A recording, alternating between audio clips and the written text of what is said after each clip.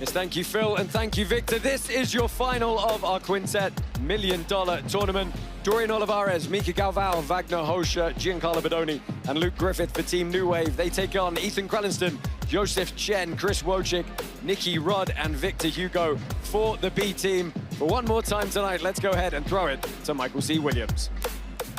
And now, ladies and gentlemen, it all comes down to this. The top two teams, a $1 million payday. Ladies and gentlemen, put your hands together. This is the CJI 2 $1 million Team Tournament Championship. First to the pit, we'll bring out the blue corner. Would you please welcome the co-founder and the coach of B Team. This is Nicky Ryan. Now, Nicky Ryan makes his way back one more time. Gave a great little pep talk at the end of the last match, and he said, you know what, I don't really need to tell these guys anything. They've been around, they've done it all, they know what's at stake. B Team did not come to play around.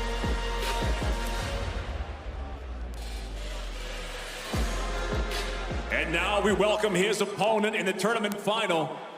One last team duel. Here is your coach from Team New Wave. Please welcome John Danaher. John Danaher returns one more time, pays his respects, and as if the rivalry, the local derby nature of this between the two teams was not enough, you've got the two coaches. Nicky Ryan, of course, used to train under John Danaher. He's now coaching against him, and one of them is going to help take home a share of $1 million. Yeah, it's the former pupil up against the sensei, right? And they've both got their rival teams against each other.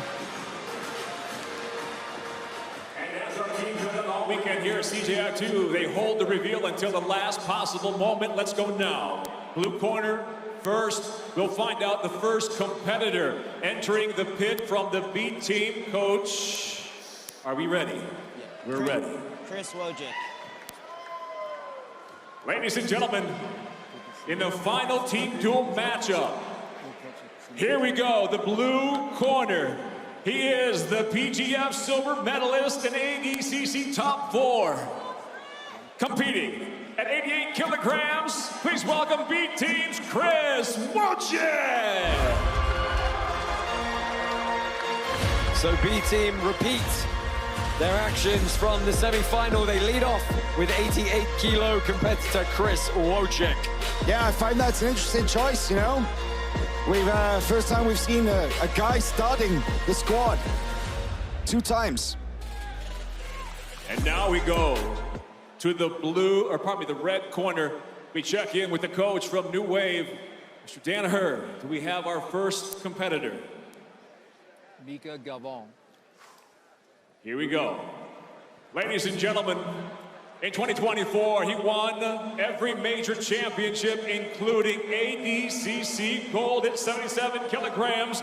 Would you please welcome one of the pound-for-pound best, the young phenom. This is the wild card at 77 kilograms for Team New Wave. Please welcome Mica Galvao. Team New Wave lean to their wild card. Mica Galvao first up. Hasn't made the waves everyone expected yet in this event though, guys. Got a good opportunity to lead New Wave off on the right foot here in the final. Yeah, Mica's had 2 tough matches. DeAndre Corbett and Lucas Hulk, both of those ended double elimination. But this is it. It all comes down to the final, right? Teletape for this one. 10-kilo weight advantage for Chris Wojcik. The younger Mica Galvao, the more accomplished in competition though. Real good opportunity for Wojcik to cement his mark with a win here. Your referee for this team final is none other than Big John McCarthy. 8 minutes on the clock should they need them. White rush guard for Galvao, multi-cam for Wojcik. Now, something you have to think about is that both of Wojcik's matches were against guys very much like himself, Jacob Couch and Lucas Canard, right? Both leg lockers. That's not Mica Galvao. That's a very different opponent in front of him. And yeah, Chris is going to go A-game. He's going to go after legs. But Mica's not the kind of guy who's going to play footsies with him. One thing you got to think about for B team as well is they have Joseph Chen, who did not compete in the semi-final. His work was not required this time round. So he is very fresh, waiting back in the locker room. Yeah, Joseph just had that one match yesterday against Max Hansen, the 66er. So Joseph should be pretty fresh for sure. Mica really relies a lot on dynamic movement, on big mistakes that are made by his opponent. Chris is going to keep his back flat on the mat pretty much most of this engagement here. Getting knee back in. Beautiful work, Chris. He's not going to make any big, crazy motions. He's going to stay on the attack at the feet. Looking for his own ankle lock is Mica Galvao, and just thinking about it, you know, two notable losses that Mica Galvao has had. He lost to Cade Ruotolo via leg lock at ADCC 2022. He lost to Dante Leon by leg lock at ADCC 2024. So if there's any chink in his armor, it is the legs, and that, of course, as we said, is Chris Wojcik's A-game. Yeah, that was a straight footlock last time out at ADCC, but Galvao looking to pass dynamically here.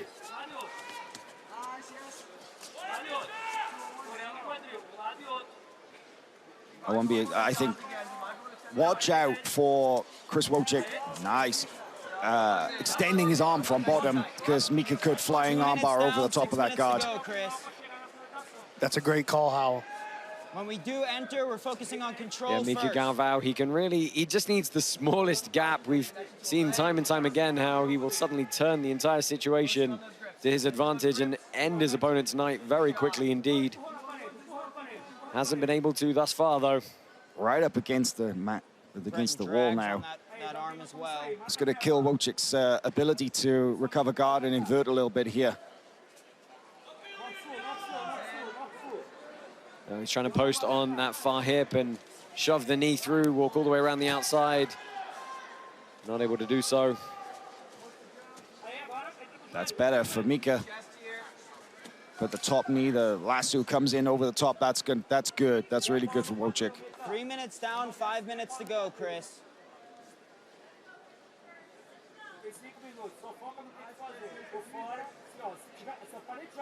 This would be massive for B team if Wojcik can get Mica off the board.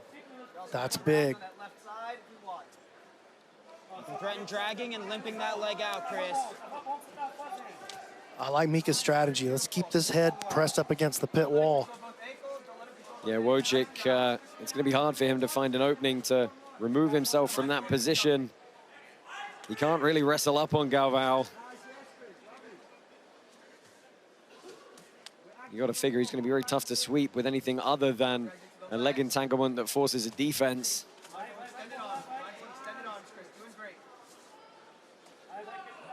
Almost halfway. That being said, Mica Galvao has not found a route to pass the guard yet.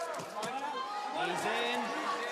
I think that's his path right there. Let me create a little bit of chaos. Let me create something crazy. Force Chris to overreact to something that's not necessarily orthodox or technical. See if I can open him up, get him to do something a little bit off of his beaten path. Because right now he's just running into Chris Wojcik's programmed patterns.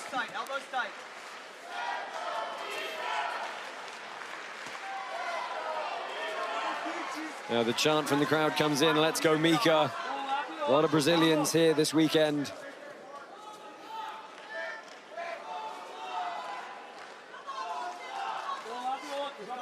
Wojcik's got a little bit more space to work now. They've come away from the wall. Coming up. Careful flying submissions. Good.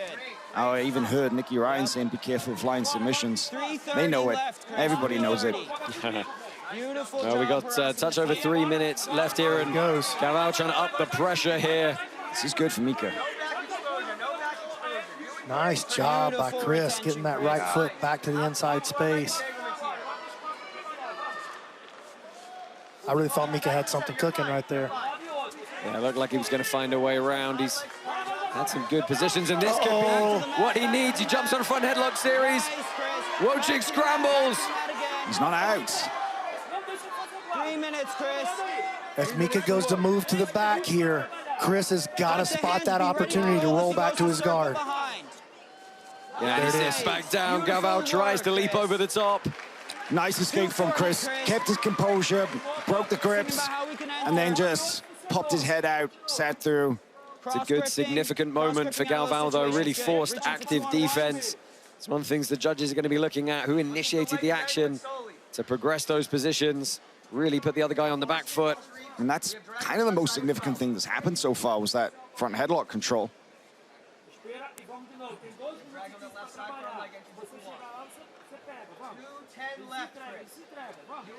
Chris does a really good job weaving the left foot over around in front of the bicep of Mica, and then he puts his left hand there on the back of the tricep and creates a counter pressure. Slows down Mica's passing. Minute 50, Chris. Less than 2 minutes now, and Think about how we can enter Mica off of has this. not found a hole, really. Minute 40, Chris. And it's kind of interesting, right, that Mica struggled with the Andre Corbe's guard, struggling with Wojcik's guard. 90 Dare I say seconds that- left on the clock. Dare I say that Mica has looked very human this weekend. Yeah, there's a lot of talk coming into this. He's known as a very aggressive finisher. He's a 76% submission rate, 82 submissions from 108 wins in his professional career. People really thought he was in the team to do the damage and notch up the submissions. It just hasn't played out like that. Only looking for Yeah, we were all talking about it. Everybody kind of imagined that, you know, Mica could potentially take out 1, 2, 3 guys. That just hasn't come to fruition here at CJI 2. Wojcik looking possible false reap, but 50 seconds, that scoop Chris. grip underhook that Mica has on that top leg. Chris has a nice grip with his right hand.